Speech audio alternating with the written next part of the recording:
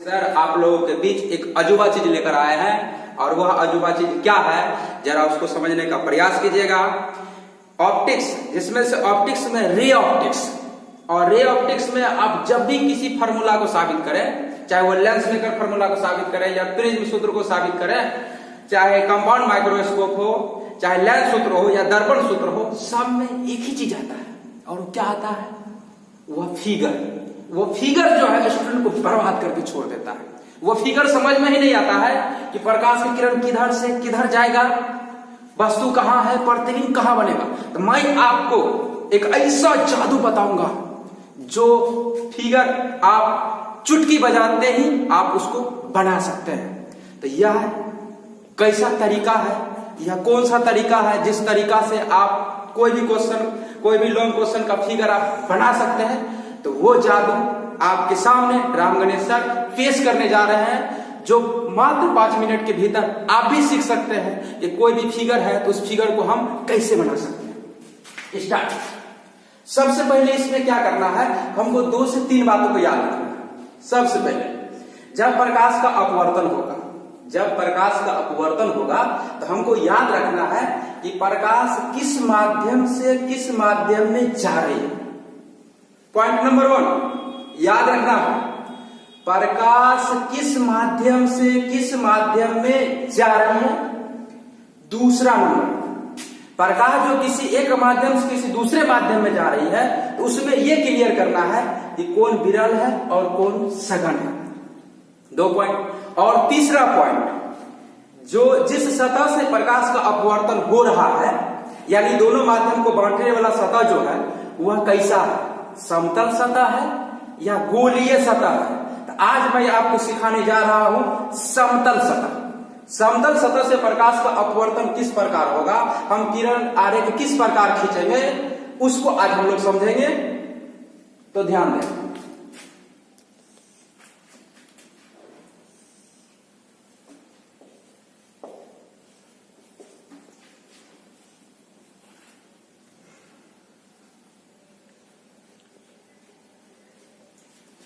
ये आपके सामने फिगर है और इस फिगर में हमने आपको पहला पॉइंट बोला था कि सबसे पहले देखना है कि मीडियम 2 है कहां।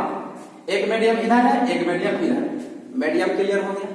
मीडियम क्लियर होने के बाद देखना है कि विरल कौन है और सघन कौन है। अब इस दोनों में क्लियर नहीं है कौन बड़ा है और कौन छोटा है। जब तक क्लियर नहीं रहेगा तब तक हम किरण आरेख नहीं खींच सकते हैं।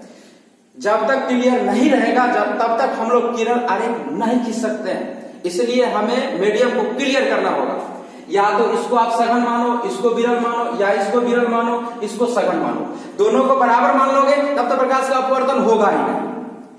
दोनों को बराबर मान लोगे तब तक प्रकाश का अपवर्तन होगा ही नहीं। तो आपको क्या करना है, आपको करना है कि किसी एक को बड़ा मानना है और किसी दूसरे को छोटा मानना है। तो आपके सामने मैं इसको बड़ा मानता हूं, तो μ2 बड़ा है μ1 से। ये सघन माध्यम हो गया और ये विरल माध्यम हो गया। अब प्रकाश विरल से सघन में जा रहा है, प्रकाश विरल से सघन में जा रहा है।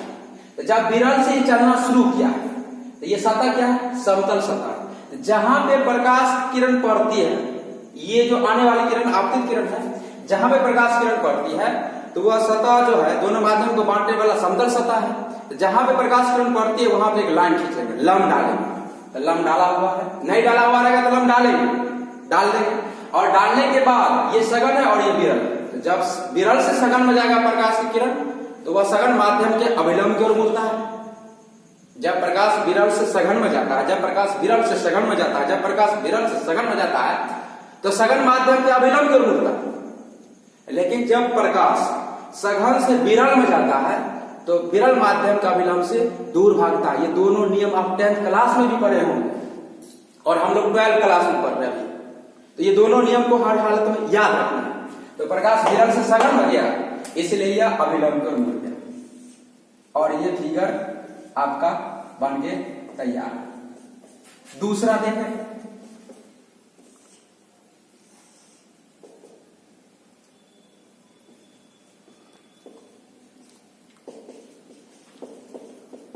अब इसमें प्रकाश, इसमें ये बड़ा है और ये छोटा है, इसमें भी यही बड़ा था और ये छोटा था। तो प्रकाश किससे किस में जा रहा है? विरल से सघन में।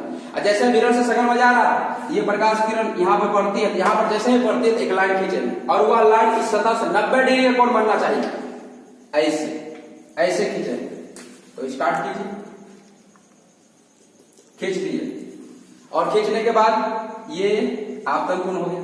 अब प्रकाश विरल से सघन में जा रहा है, अभिलंब की ओर मुड़ेगा, सघन माध्यम का अभिलंब को मुड़ेगा। सघन माध्यम का अभिलंब ये है और विरल माध्यम का अभिलंब यहां से यहां तक है।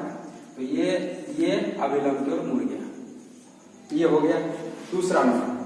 तीसरा नंबर समझिए, सतह ऐसा है, प्रकाश की किरण ऐसे पड़ती है और ये μ1 है और ये μ2 है। दे दिया है μ1 बड़ा है और μ2 छोटा है, यानी प्रकाश किरण अब सघन से विरल में जा रहा है। इस समय विरल से सघन में, विरल से सघन में, अब उसमें सघन से विरल में जा रहा है। तो सघन से विरल में जा रहा है तो सतह कैसा है? समतल। और जहां पे प्रकाश किरण पड़ती है वहां पे क्या करते हैं हम लोग? लंब डालते हैं। तो लंब डाल दीजिए, डाल दीजिए। और जब लंब डाल दिए तो प्रकाश किरण सघन से विरल में जाता है, और जब सघन से विरल में जाता है किधर को मुड़ेगा? अभिलंब से दूर। ये अभिलंब से दूर भाग गया और ये हो गया R और ये हो गया I। अभिलंब से दूर, अगर ये दोनों सेम रहता, ये एकदम सीध में जाता, ये मीडियम दोनों सेम रहता तो एकदम सीध में जाता, लेकिन ये छोटा है और ये बड़ा है, सघन से विरल में जा रहा है। सघन से विरल में, तो विरल माध्यम के अभिलंब से दूर भागेगा, ये सीधे में आता और ऐसे जाने का मतलब अभिलंब से दूर भाग रहा है, और ऐसे आने का मतलब अभिलंब क्यों रहता है? अभिलंब से दूर भागना है, नियम है, इधर चला गया। इस तरह से जो है हम एक किरण आरेख समझ गए कि प्रकाश किरण विरल से सघन में जाएगा या सघन से विरल में जाएगा। किरण आरेख हम लोग किस प्रकार खींचेंगे। सबसे महत्वपूर्ण बात जो मैं अभी आपको बताने जा रहा हूं, 4th नंबर, ये सतह, ये μ1 है और ये μ2 है। प्रकाश की किरण इस सतह पर लंबवत पड़ती है, लंबवत पड़ती है। अब ये दोनों मीडियम सेम रहेगा तो भी, सेम नहीं रहेगा तो भी, यह जो प्रकाश किरण जो इस सतह पर लंबवत पड़ती है वह हमेशा लंबवत ही जाएगी। ये हमेशा याद रखना है और इसी को हम अपवाद भी बोलते हैं। तो ये सीधा ही चलाएगा। ये लास्ट, ये एक सतह है और यहां से प्रकाश किरण चलती है जो एक सीध में जाती है और एक तिरछा जाती है, और ये μ1 है और ये μ2 है। μ2 बड़ा है और μ1 छोटा है। अब इसका हमें किरण आरेख खींचना, किरण आरेख बताना है। इसका किरण आरेख क्या होगा जरा समझे। तो दो किरण है, दोनों किरण के लिए किरण आरेख बनाएंगे। तो ये तो आप जानते हैं कि सीधा चला जाएगा, लंब जब पड़ता है तो सीधा जाएगा, और वो जो वहां पर ये प्रकाश किरण पड़ी है तो वहां पर एक लंब डालेंगे, डाल दिया। अब ये प्रकाश की किरण जो है ये आपतन कोण I है। प्रकाश किरण विरल से सघन में जा रहा है, अब विरल से सघन में जाता है किधर को मुड़ता है? अभिलंब की ओर मुड़ता है। तो वो इधर की ओर भाग के चलाएगा, ये इधर की ओर भाग के चलाएगा, ये इधर की ओर भाग के चलाएगा और ये कोण बन जाएगा R। अब ये प्रकाश की किरण जो है यहां से इधर आ रही है और ये प्रकाश किरण इधर चली गई है। इसके ठीक पीछे में जाएंगे तो ये हमें यहां इस तरह का फोटो बनेगा, इस तरह का फोटो बनेगा। ये इस तरह से वस्तु रहेगा O पर, दिखाई देगा I पर, जो हम लोग अगला क्लास में, आगे क्लास में हम लोग अगले वीडियो में पढ़ेंगे। धन्यवाद।